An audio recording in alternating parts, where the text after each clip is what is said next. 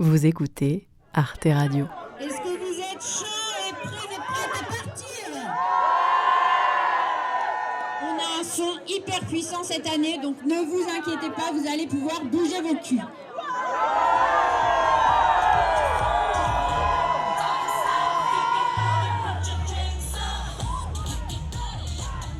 Quel plaisir de voir autant de gens danser. Il y a des drapeaux dans tous les sens, c'est super coloré, c'est trop chouette quoi. Alors qu'est-ce qu'il y a sur ta pancarte?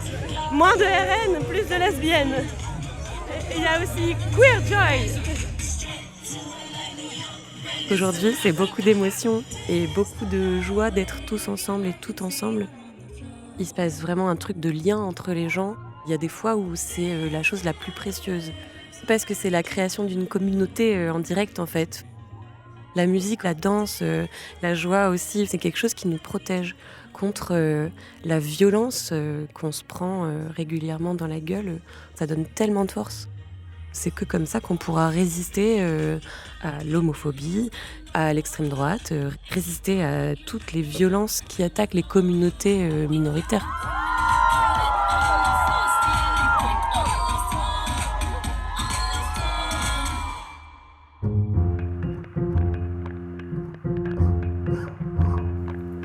Le plus souvent dans l'histoire, Anonyme était une femme. Les bras se sont levés, les bouches sont exclamées. Maintenant, il faut des mots. Ça dure toute la vie, une évasion. C'est tout le temps à refaire. Le féminisme est une révolution, pas un réaménagement des consignes marketing. Toutes ces vies, infiniment obscures, il reste à les enregistrer. Un podcast à soi, par Charlotte Bien-Aimée. Épisode 54, Une vie à soi, à Calais, pour la marche des fiertés. Au début de l'été, j'ai vécu un moment très fort à Dunkerque, là où je vis. C'était le 6 juillet, le jour de la toute première marche des fiertés organisée dans la ville. Cet après-midi-là, j'ai dessiné avec fébrilité le drapeau lesbien sur mon bras et posé quelques paillettes sur les paupières. J'ai avancé vers le lieu de rassemblement avec appréhension.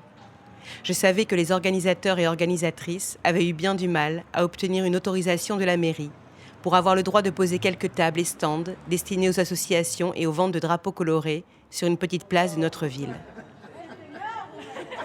Et puis, j'avais peur que nous soyons très peu nombreux et nombreux, peur de se retrouver à 50. Au quotidien, nous nous croisons si peu.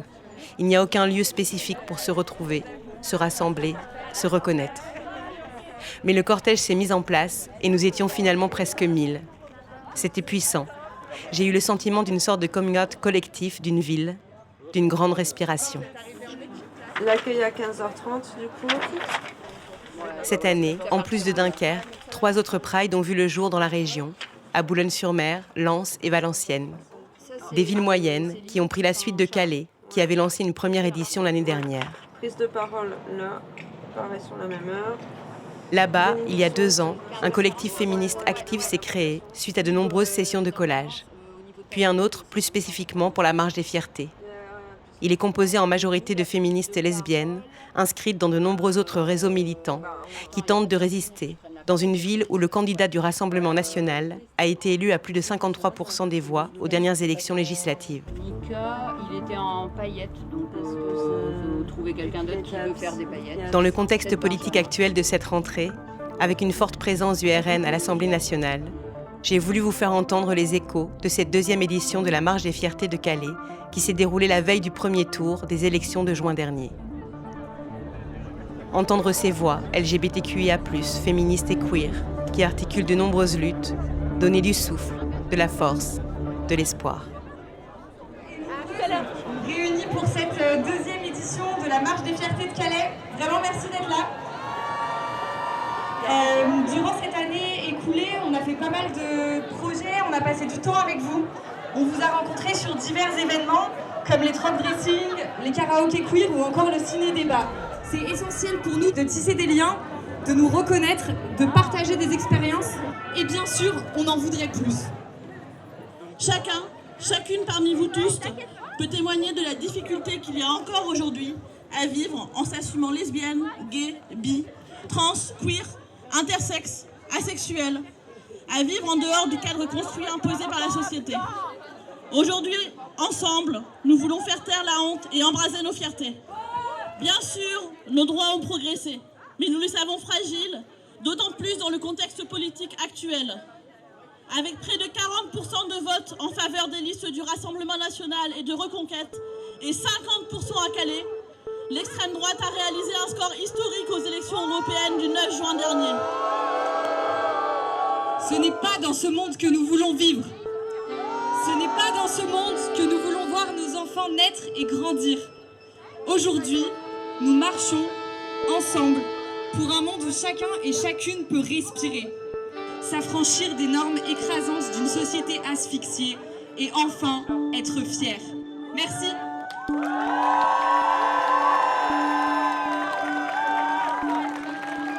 Je m'appelle Clara, j'ai 29 ans. Je vis ici à Calais depuis bientôt 3 ans. Je suis arrivée au départ pour être en soutien à la frontière ici, avec pour projet de rester seulement quelques mois, de m'investir à temps plein dans des associations qui accompagnent les personnes exilées et de rentrer chez moi. En fait, je ne suis jamais rentrée chez moi parce que ici, c'était un choc monumental de prendre conscience de ce qui se passe à cette frontière, de la répression, de la violence policière, comment des gens survivent dans des conditions innommables. Il n'y a aucun droit humain fondamental qui est respecté ici pour les personnes qui survivent sur des lieux de vie en espérant fuir des violences, en espérant juste avoir accès à une vie digne. Depuis le démantèlement de la Grande Jungle, à part 1 ou 2 naufrages, j'ai eu l'impression que tout le monde s'était désintéressé et ça m'a semblé insurmontable. J'ai réalisé que c'était important d'être ici, que ça sonnait juste et qu'il y avait des personnes formidables qui se battent tous les jours, qui avaient cette espèce d'effervescence, une très forte force, entraide, une dynamique collective qui est d'autant plus forte qu'elle est contrebalancée par un pouvoir policier, étatique, municipal et une répression constante, omniprésente. Et donc je pense qu'on est beaucoup à avoir trouvé une place alors qu'on n'avait pas prévu d'être là. La question de la marche des fiertés et la question queer plus largement, en fait, je me suis dite lesbienne pour la première fois à Calais. J'ai été pendant de nombreuses années dans des relations hétérosexuelles et en fait, j'ai tout fait dans ce schéma, mais je ne m'en rendais pas compte que c'est pour ça que j'ai tout fait, parce que je n'étais pas à ma place. Et un jour, j'ai rencontré une personne qui m'a fait ressentir beaucoup d'amour, beaucoup de désir. Enfin, il y a quelque chose de fou qui s'est passé et qui ne pouvait pas être un hasard et qui ne pouvait pas être anecdotique. Enfin, en fait, j'ai vécu une révélation. Et là, ça m'émeut d'en parler. Et j'ai été foudroyée. Et c'était stratosphérique. Je me souviens marcher dans la rue pendant des heures, toute la journée sur la plage, aller-retour, en me disant t'es lesbienne, t'es lesbienne, t'es lesbienne, t'es lesbienne. Il n'y avait rien d'autre qui existait. J'ai pensé qu'à ça, j'ai vécu que ça jour, nuit. J'ai arrêté de manger. C'était un constat incroyable. J'ai eu l'impression d'avoir compris le sens de la vie. J'ai beaucoup de chance parce que je l'ai vécu comme une révélation incroyablement positive tout de suite. Et je sais que c'est pas le cas de tout le monde, mais pour moi, ça a été un déferlement de joie. Enfin, j'y pense chaque seconde. Je ressens à chaque fois que je me souviens de ce moment où j'en parle, la même chose que j'ai ressentie. Et j'espère que ça partira jamais parce que la joie, ça dure pas longtemps souvent. Et là, ça reste. Il y a eu ce besoin très très fort de se dire publiquement lesbienne, de pouvoir partager des espaces, des moments de lutte. Et en fait, on s'est rencontrés de manière informelle avec d'autres personnes. On s'est dit, mais tiens, comment c'est possible en fait qu'à Calais, qui est quand même une ville de plus de 70 000 personnes, comment c'est possible qu'il n'y ait pas de marche des fiertés? Comment c'est possible qu'on voit si peu de personnes montrer qui ils ou elles sont dans la rue, montrer qui ils ou elles aiment? Comment c'est possible qu'on se sente aussi seul? Est-ce qu'il y a personne? Ou est-ce que juste tout le monde est caché? Et on avait une envie très très forte que ça puisse exister. On a fait ça de manière complètement novice, c'était amateur, on ne savait pas forcément comment faire. Alors il y en avait qui avaient déjà de l'expérience de déclaration administrative, de manifs, d'occupation pour d'autres manifs à la frontière. Donc on a pu mettre en commun plein de savoirs, plein de connaissances. Ouais, c'était incroyable. Je me souviens, quelques jours avant, s'est posé la question de maintenir ou pas, parce qu'il y avait beaucoup de choses à régler et que surtout, on ignorait s'il y allait avoir du monde qui serait au rendez-vous. Est-ce que notre appel il a été entendu? Est-ce que ça intéresse des gens? Est-ce qu'on risque quelque chose à s'exposer ainsi, dans une ville aussi petite, où il y a autant de répression, où il y a autant de violence, où il y a une banalisation de la haine très forte, que ce soit dans la ville ou dans la région? On a décidé de maintenir. Et là, on arrive le jour J au théâtre et on installe nos stands, notre table. Et je me souviens qu'on se retourne. Et là, on voit de toutes parts des gens arriver avec des drapeaux, mais par dizaines. Et des gens qui nous disent être venus d'autres villes, de Lille, de Dunkerque, de Boulogne, des campagnes. Il y a des gens qui arrivent en famille, des lycéens par groupe de 20. C'était exceptionnel. Belle marche à toutes et tous.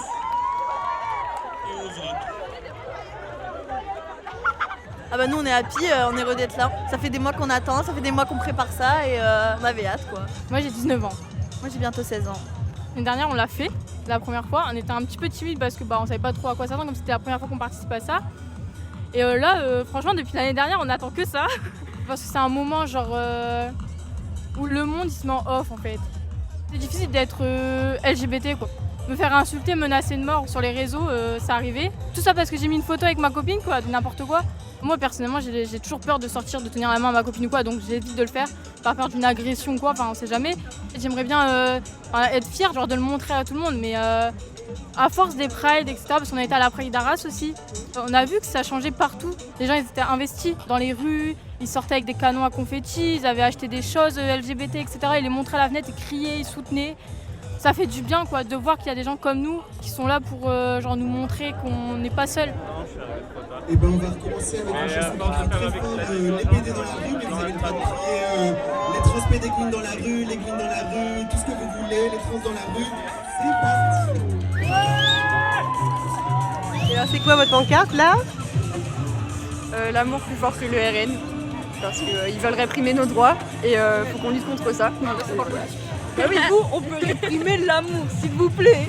C'est pour ça, aller dans les prides, montrer qu'on est là. On sait qu'il y a des gens qui vont nous ressembler, des gens qui vont être là pour nous et qui vont pas nous discriminer. Ils vont nous accepter comme on est et nous aider à devenir comme on est. Et souvent, c'est les parents qui sont contre. Ce qui fait que ça peut entraîner énormément de disputes. On a un ami, par exemple, il est transgenre. Et ses parents l'acceptent pas du tout, ils refusent qu'il fasse une transition, etc. Et ils ont dit que s'il faisait une transition, ce serait plus leur enfant. On essaye de le soutenir, mais c'est compliqué parce qu'on l'empêche d'être qui il est finalement. Donc, moi, j'ai compris dès la 6e que j'aimais les femmes, donc j'avais 12 ans. Mais même quand on l'assume très tôt, on se prendra toujours des critiques, etc. C'est un âge où les autres enfants comprennent pas, ils sont pas informés sur le sujet, et c'est des choses qui manquent, et donc ils vont faire des remarques qui sont maladroites. J'ai déjà eu par exemple « Ah mais tu ressembles pas à une lesbienne !» Il n'y a pas d'apparence pour aimer les femmes, enfin je comprends pas. On en voit encore du gros son ou quoi? Oui. On va danser aujourd'hui.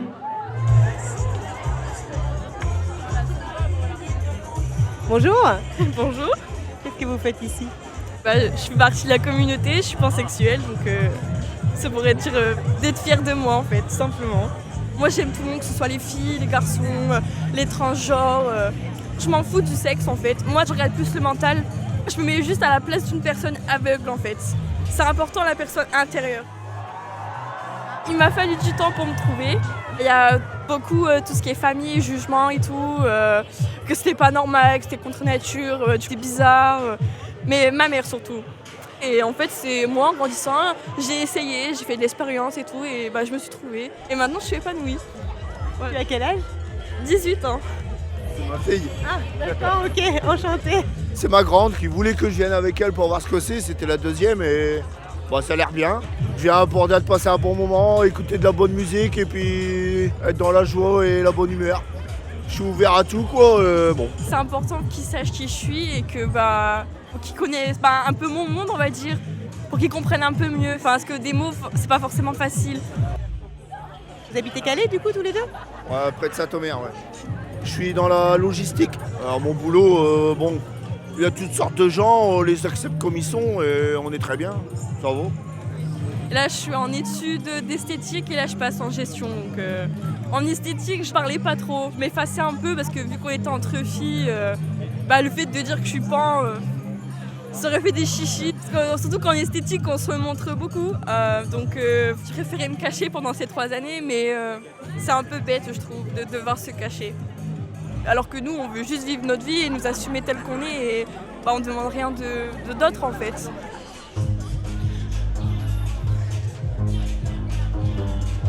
Les goudous dans la rue, les goudous dans la rue, les goudous dans la rue, les goudous. Les goudous dans la rue, les goudous partout, sans plus jamais avoir peur.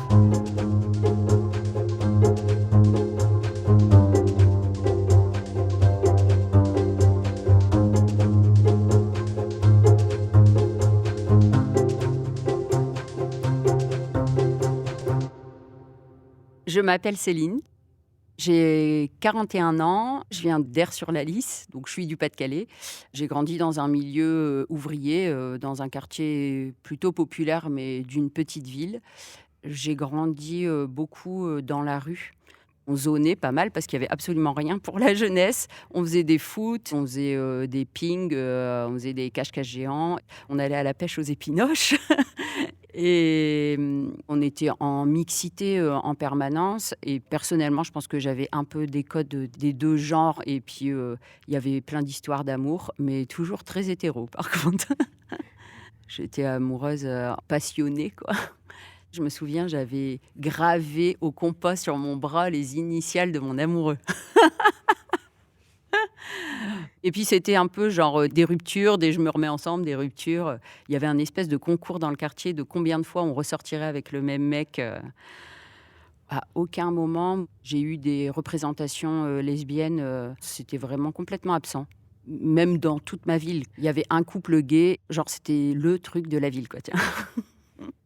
Peut-être je pourrais avoir le sentiment que je me suis conformée à une norme de ce qui était attendu de moi, mais j'en voyais pas d'autres.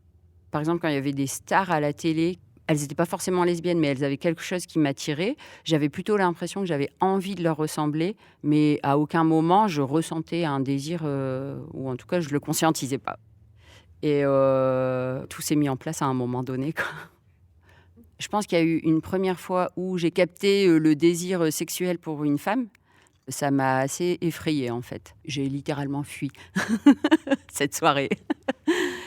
Et après, il y a eu une première étape. Dans le cadre de ma formation en travail social, on a fait une semaine sur sexe, genre et travail social.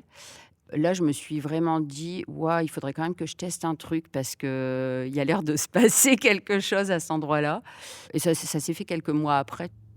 Ce qui a plutôt confirmé que mon désir, il était bien là. Et ce qui m'a fait me dire lesbienne, c'est au moment du confinement. C'était un énorme retour à soi obligatoire.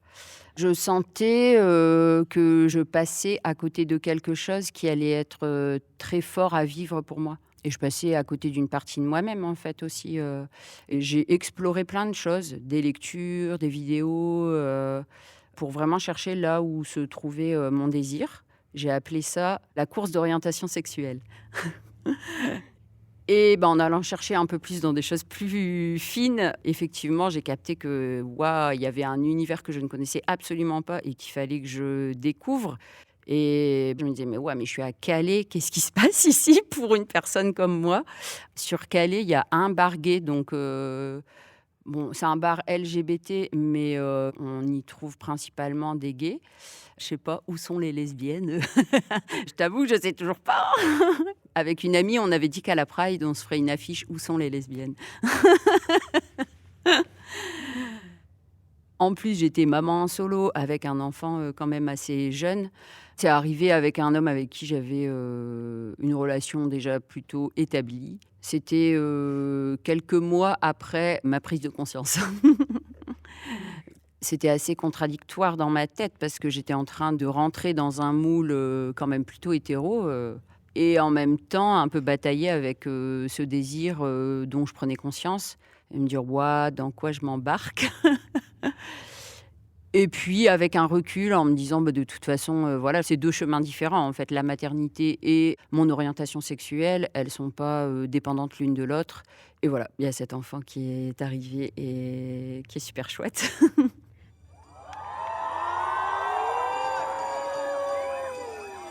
Il avait écrit un début de discours pour la Pride cette année, ça m'a trop touchée, quoi. J'avais sur mon PC depuis le matin ouvert un document qui s'appelait Discours Pride, que j'ai procrastiné toute la journée. Lui, il s'est mis au travail. Il s'est dit, tiens, elle n'a pas l'air d'avancer sur le sujet, donc moi, je vais écrire. Et donc, il a écrit « Mesdames et messieurs, l'heure est grave et pas aiguë. Il faut protéger les LGBTQIA+, et arrêter les discriminations, le racket, les discours de haine et le harcèlement. Ne votez pas la droite ou l'extrême droite, RN avec HAINE, mais la gauche ou l'extrême gauche, Front populaire, il a mis. La violence, c'est mal, soyez heureux et faites en sorte que le monde le soit aussi. Merci. » C'était waouh.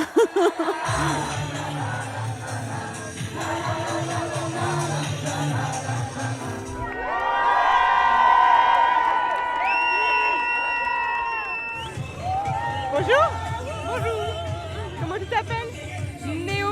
Je m'appelle Néo, j'ai 22 ans. Et ça danse là, je vois, alors devant là.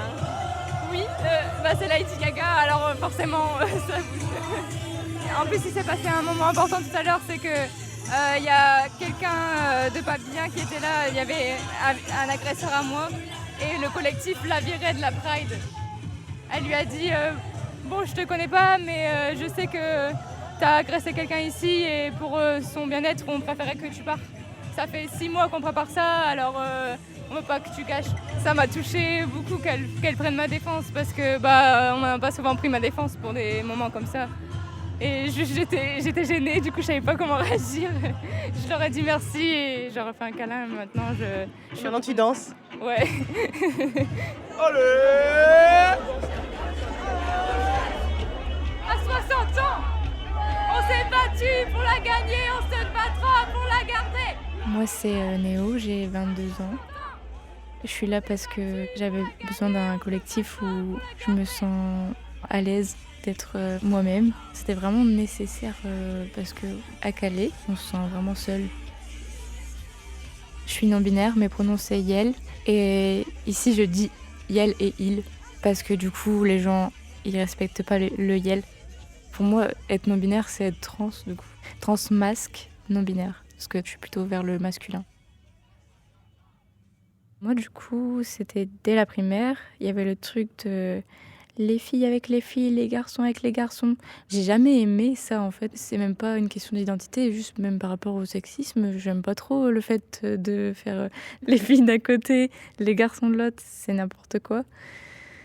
Et puis, quand on me disait t'es une fille ou t'es un garçon, je disais juste je suis un alien. Comment on me traitait, comment je me sentais inclus nulle part. Je me suis dit, je dois pas être humain alors, je pense. Je suis une créature.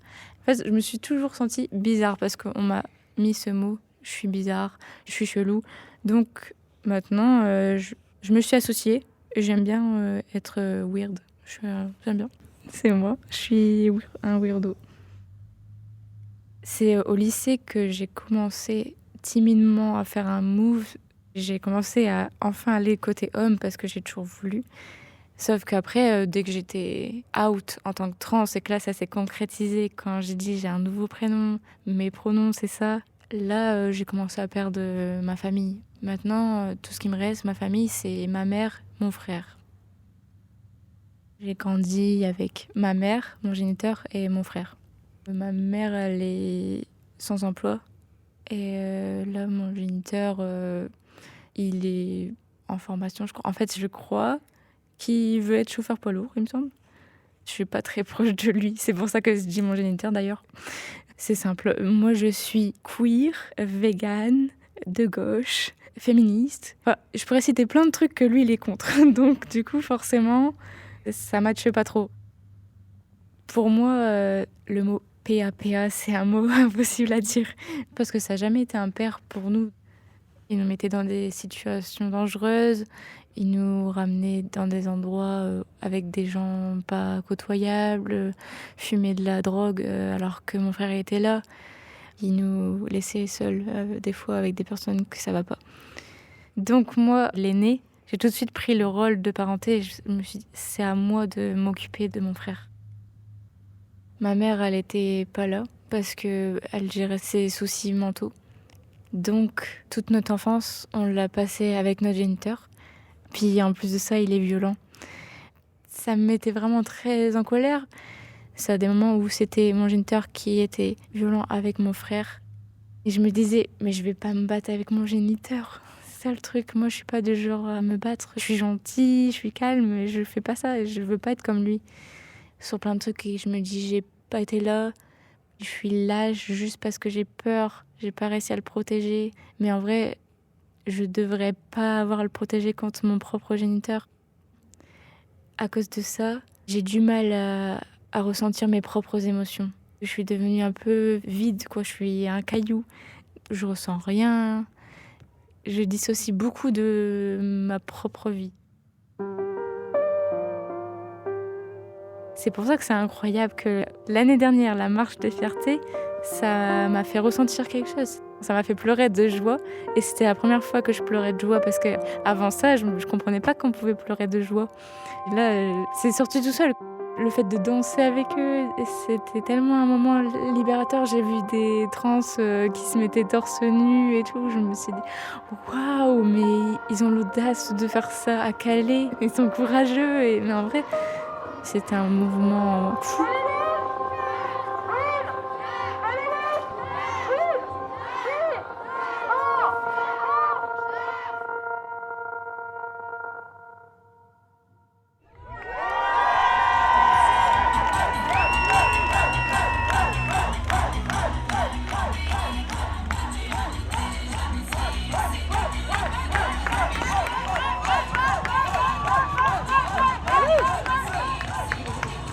De faire là. J'ai fait un twerk devant un policier parce qu'il représente l'ordre, l'État, l'oppression aussi parfois. Là, bon, le cortège il est peaceful, il est tranquille et tout ça, mais c'est des hommes en uniforme qui sont armés. À Calais aussi, le rapport à la police il est particulier parce que la plupart du temps ils sont plutôt là pour harceler les gens et du coup bon, c'est des symboles. Enfin, en fait, je fais ça parce que c'est pour dire qu'on peut défier cette autorité aussi et que nos corps ils sont puissants et qu'on peut danser. Et il faut laisser son corps exister et se sentir vivant, quoi. Et qu'il n'y a rien de mal à ça aussi. Moi, c'est Lou Blaster.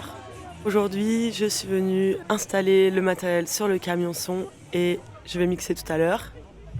À Calais, mais ailleurs, on a encore beaucoup le jugement des regards sur nous, sur nos corps, sur nos genres, nos identités. Enfin, moi, je suis femme et ça peut être compliqué parfois à vivre. Je suis investie en politique, je suis au conseil municipal dans l'opposition. Et c'est vrai que moi je sens du sexisme, voilà, on va un peu me décrédibiliser. Comme je suis une femme, ils aiment bien me prendre un peu pour une gamine. Et j'ai quand même 32 ans, mais j'ai déjà eu pas mal de fois des réflexions comme ça. Ah si, on m'a déjà traité d'enfant gâté. Ou alors je vais être trop excentrique pour être sérieuse, quoi. Un bonhomme en costard avec une cravate, on a plus confiance qu'une fille en mini-jupe. On s'en fout. Je peux être en jupe avec des talons ou en buffalo avec un short ou baggy, crop top, où je mets beaucoup de couleurs. Je ne vais pas m'uniformiser pour ces gens qui sont dans un monde en noir et blanc, quoi. Moi, je suis critique et puis bon, quand j'ai des choses à dire, je me cache pas, quoi. À Calais, ça arrive souvent ce genre de situation où si t'es pas conforme, on va te le faire comprendre que t'as intérêt à être dans le rang, quoi. On va essayer de t'écraser. J'ai été stigmatisée pour le travail que je fais de dessin parce que je travaille autour de la question des personnes exilées, du coup je documentais ça. Et on m'a pas donné un boulot à l'école des Beaux-Arts. On m'a proposé le poste, la mairie n'a pas validé, en prétextant pas les bonnes compétences. Ils ont eu peur peut-être que je retourne les cerveaux des enfants à l'école. C'est bizarre. J'avais jamais été discriminée avant ça dans le travail. Et du coup, en fait, moi, je me suis dit que c'était pas possible que la ville, elle se comporte de cette façon-là et que je devais me représenter moi-même. Du coup, je me suis présentée dans aussi l'optique que la politique, elle ressemble plus aux gens. Il devrait y avoir des travailleurs, des chômeurs, des étudiants, des femmes, des hommes. Tout le monde devrait avoir sa place pour contribuer, pour faire, fonctionner autrement. Et moi, je suis élue citoyenne. Bon, on n'a pas beaucoup de pouvoir, hein, parce qu'on est 6 élus d'opposition, sur une trentaine plus d'élus de majorité. Et puis, on a une politique locale qui est déjà très proche de l'extrême droite. Hein. Les projets sont quasiment le même. Et là, on a un élu qui est quand même proche de Marine Le Pen, ancien militaire. Et en fait, la situation, elle ne change pas pour les personnes exilées et pour la précarité. Il y a toujours du monde à la rue, ces campements, insalubres. Vu qu'en fait, on ne cherche pas à régler les problèmes, on laisse la situation pourrir. Ils ont fait fermer une salle de concert il y a quelques années, comme une MJC, quoi, qui est maintenant un magasin de meubles énorme, très très laid. Donc là, il n'y a plus de MJC à Calais, aucun lieu indépendant. Ça devient très compliqué. Si on ne peut pas s'exprimer, en fait, le reste, on ne peut pas le faire. Si les individus s'autocensurent, si les individus ont peur de prendre la rue, de manifester, pour moi, c'est vraiment les premières libertés, c'est de pouvoir être soi dans la rue, qu'on soit un syndicaliste pour le rail français, ou au port, ou dans les luttes LGBT, quoi. Nos difficultés, on les met à l'extérieur, on les montre et on va les porter comme un tatouage sur la peau ou une pancarte en manif. C'est ça nos cultures en fait.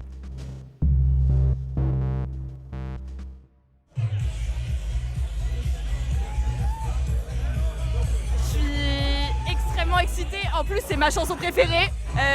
Je suis sur un nuage en fait. Et là, on est rue Royale, c'est la rue principale de Calais.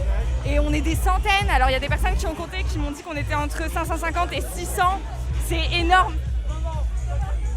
Bonjour. Bonjour. Vous avez un bel éventail. Un éventail rainbow sur le thème de la Gay Pride. Parce que je suis gay, fier et que j'ai envie de montrer que on a le droit d'être libre et de se présenter tel qu'on est. Ça fait 20 ans que je suis plus caché, quasiment. Et au final, maintenant je suis là. Bonjour. Bonjour, je m'appelle Zimoyo. J'ai vu que tu dansais à fond là, à côté du camion. Moi j'aime bien danser, j'aime bien me défouler, je suis hyper active, donc il faut sortir l'énergie de là. Profiter quoi qu'il arrive. C'est ma première fois, ouais. C'est super sympa, ça fait des rencontres avec des gens, pouvoir échanger nos parcours. Ça fait plaisir d'avoir une grande famille qui sont avec nous et qu'on se soutient l'un contre l'autre. On se sent moins seul. Et il n'y a que l'année dernière, j'ai su vraiment qui j'étais réellement. Est-ce que je suis une fille, un garçon? Alors je suis lesbienne peut-être? Ah bah non, du coup, je serais plus dans ce style-là. J'ai regardé une vidéo sur internet et j'ai vu un mec qui était trans et qui expliquait du coup ce parcours. Et je me suis tellement reconnue dedans. Je me suis dit, attends, mais du coup, moi je suis trans alors dans ce cas-là. Se voir dans la glace et pleurer et j'en passe. Hein. Et avec le temps, je me suis réalisé que ça ne me convient pas le corps d'une femme. Je ne peux pas le supporter. Des formes féminines, ça va me gêner énormément. Les hanches aussi, tout féminin. La voix qui féminise, les traits féminins. Ça fait très bizarre. Tu as envie de te dire, s'il y a une possibilité de se faire stériliser, je le fais. Si quand mes seins pousseront, je les couperai. Quoi que tu essayes de cacher un maximum le fait de cacher la femme, on arrive à dire bonjour madame, ça va mademoiselle, elle, tout. Non, c'est pas possible. Non, moi je préfère le il, Ximoyo. Je m'appelle Maria, normalement femme. Non, vous êtes trompé de personne. Là, pour une fois, je suis en train de m'affirmer, de dire non, c'est ma vraie carte d'identité, elle est là. C'est Ximoyo, il, point. Pas plus ni moins. La seule personne qui a la réponse, c'est nous, au fond de nous, au plus profond. C'est comme ça que je me suis dit, écoutez, moi je vais pas vivre pour les autres, mais je vais vivre pour moi. Et s'il y a une possibilité de faire une transition, je la fais. Il y a une porte de la liberté, pourquoi je devrais rester là à regarder la porte? Elle est magnifique, mais je sais pas l'ouvrir. Non, il faut y aller, foncer dedans, et peu importe, regarde les gens, on s'en fout. Il y en a, ils ont du mal. Après, quand t'expliques bien, ils peuvent comprendre, mais ne pas juger tout de suite, t'es trans. Oh là là, alors là, c'est le chétan, le diable. Je savais pas que j'avais des cornes qui me poussaient parce que je suis trans. Et après, il y a des gens qui te poseront des questions. Du coup, t'as quoi entre les jambes? Putain, est-ce que demain il fait jour? Voilà, des questions débiles. Mais après, c'est avec du recul. La personne qui est devant, elle va pas savoir. Donc, je veux bien expliquer une fois, 2 fois. Mais si au bout d'un moment, il se fout vraiment de ma gueule, dégage. Voilà, ça sert à rien de me parler pour au final me dire des choses qui sont blessantes.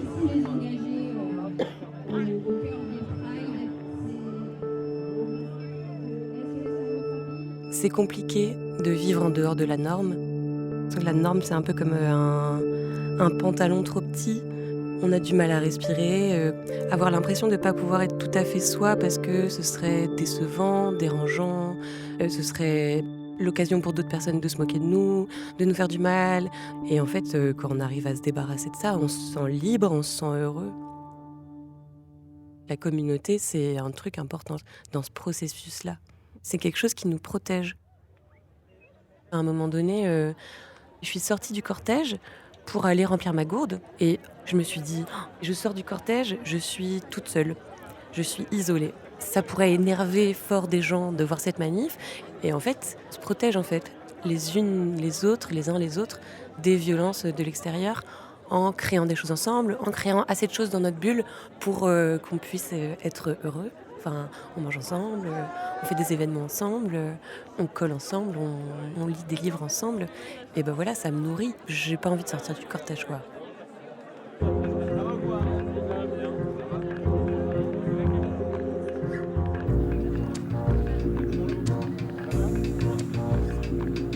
C'était Une vie à soi de Charlotte Bien-Aimée, réalisée par Annabelle Brouard. Accompagnement éditorial, Sarah Bénichou. Illustration, Anna-Vanda Gogusset. Un grand merci à Céline, Clara, Simone, Néo, Thaïs, Lou Blaster, Perrine et toutes celles et ceux qui ont marché, le micro tout près. Le prochain épisode d'un podcast à soi prolongera celui-ci en se consacrant à la joie militante féministe. Un podcast à soi est produit par Arte Radio. Vous pouvez le réécouter sur toutes les plateformes de podcast et sur le site arteradio.com. Écrivez-nous à l'adresse unpodcastasoi@artefrance.fr, sur le Facebook Arte Radio, l'Instagram Charlotte Bien-Aimée ou le Twitter Un Podcast à Soi. Et si l'envie vous en dit, lisez un livre à soi pour prolonger l'écoute. Vive la radio, vive les podcasts, vive la révolution féministe.